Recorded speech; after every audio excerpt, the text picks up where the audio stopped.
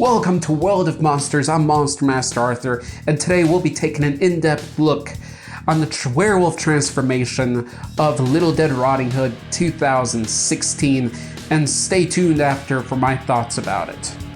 You ask too many questions. That's what's going on.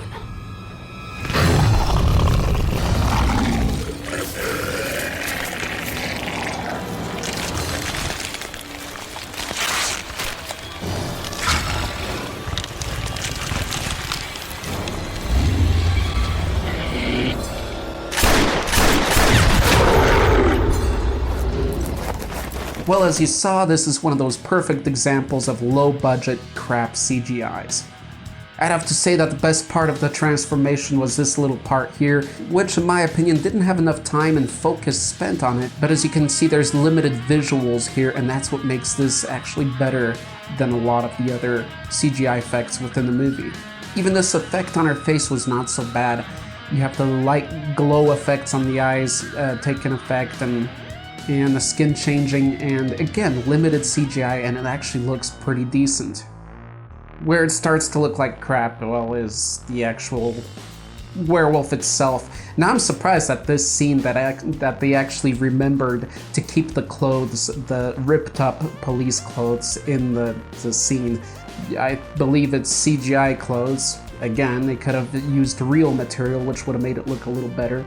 But it's such a short scene that it's alright in this case. But that's a nice detail that they kept in. Now the werewolf is so bad that the practical effects on this character are better than the whole werewolf in the movie. I mean, that's debatable, but it's a movie. If you use a werewolf like that for a game, the effects are great. But for the movie, just the animations, they're bad. They're bad. I mean, just look at the simple effects like her eyes changing. That's a very easy to do effect in most video editing software, but it looks decent in this case and it works. Are you ready? Are you ready for some more crap CGI werewolf transformation? Well, this is a quadruped, an actual wolf from human transformation within the movie, and well, let me know what you think about it. Hey guys.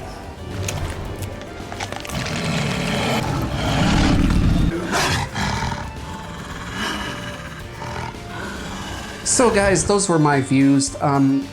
As I think I've mentioned before, if you're gonna do low budget, I say stick with practical. High and low budget movies used to be all practical, or mostly practical in the past, and they look just fine.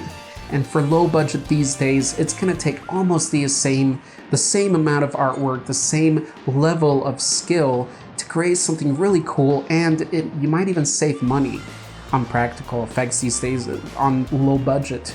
So, well, it might be almost the same, but still, it's definitely, in my opinion, and I think a lot of you guys out there opinions as well, that low-budget practical effects work better, look better than low-budget CGI. If you're gonna do high-budget, be smart with your CGI. Put it, not necessarily limit your CGI, but use it intelligently.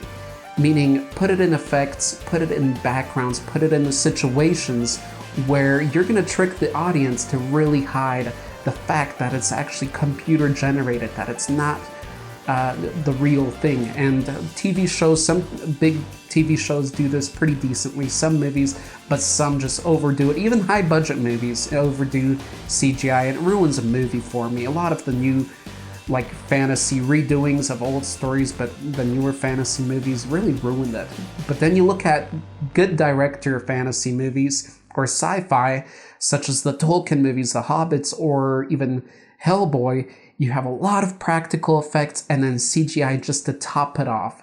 So I think I'm gonna keep repeating this with kind of every transformation in-depth video that I do, but once again, low budget, stick with practical. You're gonna have a lot more fans and you're gonna make more money, and people are just gonna be happier and enjoy it more. It's gonna make you look better as an artist, director, and producer.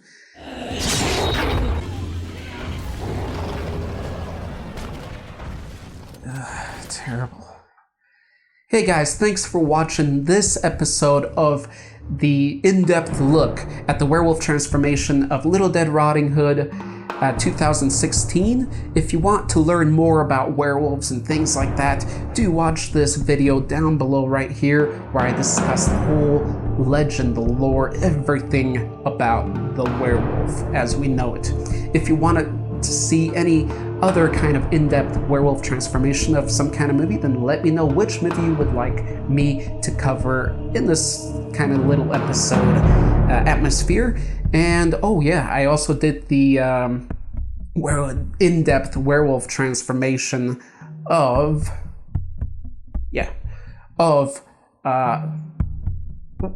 American Werewolf in London. American Werewolf in London, one of the best werewolf transformations in cinema, so do check that out if you haven't yet. And of course, if you love monsters, subscribe. You would only be doing yourself some good.